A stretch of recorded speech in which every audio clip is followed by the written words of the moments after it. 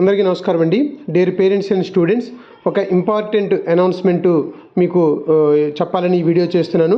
ముఖ్యంగా జోసా కౌన్సిలింగ్కి సంబంధించి షెడ్యూల్ అయితే రిలీజ్ చేశారు.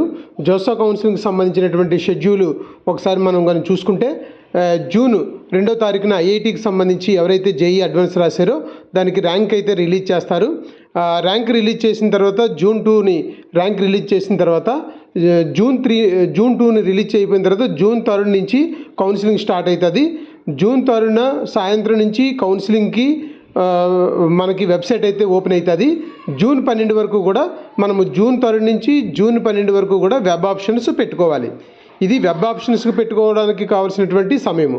అయితే ఏదైతే మనము ఐఐటి, ఎన్ఐటి, IIIT, GFTRలో అడ్మిషన్ కోసం మనం చూస్తున్నామో ఈ అడ్మిషన్కి సంబంధించినటువంటి పూర్తి షెడ్యూల్ అయితే రిలీజ్ అయింది.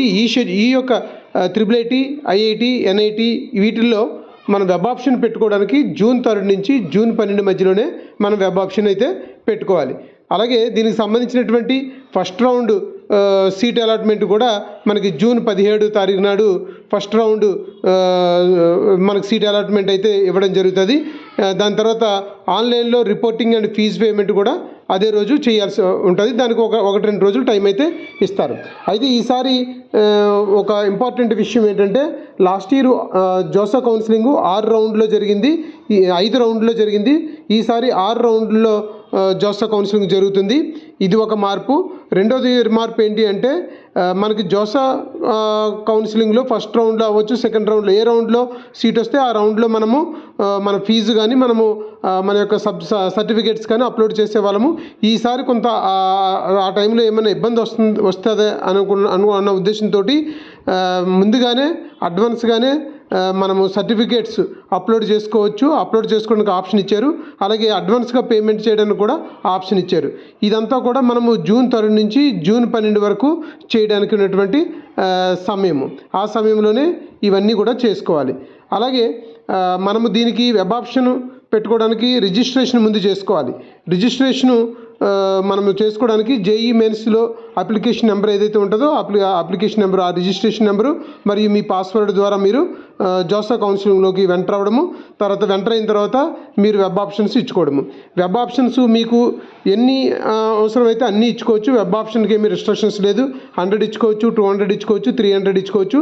అయితే ఈ వెబ్ ఆప్షన్ ఇచ్చుకునేటప్పుడు మాత్రం చాలా జాగ్రత్తగా వెబ్ ఆప్షన్స్ అయితే ఇచ్చుకోవాలి. వెబ్ ఆప్షన్స్ మీదే మీకు మంచి ఎన్ఐటీలో లేకపోతే మంచి ఐఐటీలోనూ మంచి బ్రాంచ్ వచ్చే అవకాశం ఉంటుంది.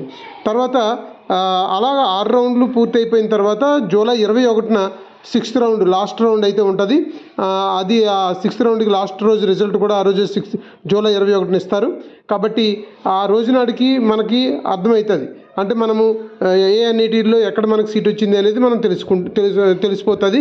కాబట్టి దీనికి సంబంధించి అయితే మాత్రం డీటెయిల్గా మరొక వీడియోలో షెడ్యూల్ అయితే ఫస్ట్ రౌండ్ ఎప్పుడు, సెకండ్ రౌండ్ ఎప్పుడు, థర్డ్ రౌండ్ ఎప్పుడు, 4th, 5th, 6th రౌండ్లు ఎప్పుడు అనేది నేను డీటెయిల్గా నెక్స్ట్ వీడియోలో చెప్తాను.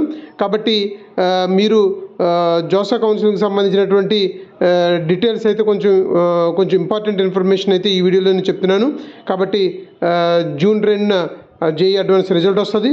జూన్ 3 నుంచి జోసా కౌన్సిలింగ్ స్టార్ట్ అవుతుంది. వెబ్ ఆప్షన్స్ జూన్ 12 వరకు పెట్టుకోవచ్చు. మీ అందరూ కూడా వీడియోని లైక్ చేయండి, షేర్ చేయండి, సబ్స్క్రైబ్ చేయండి. Thank you so much.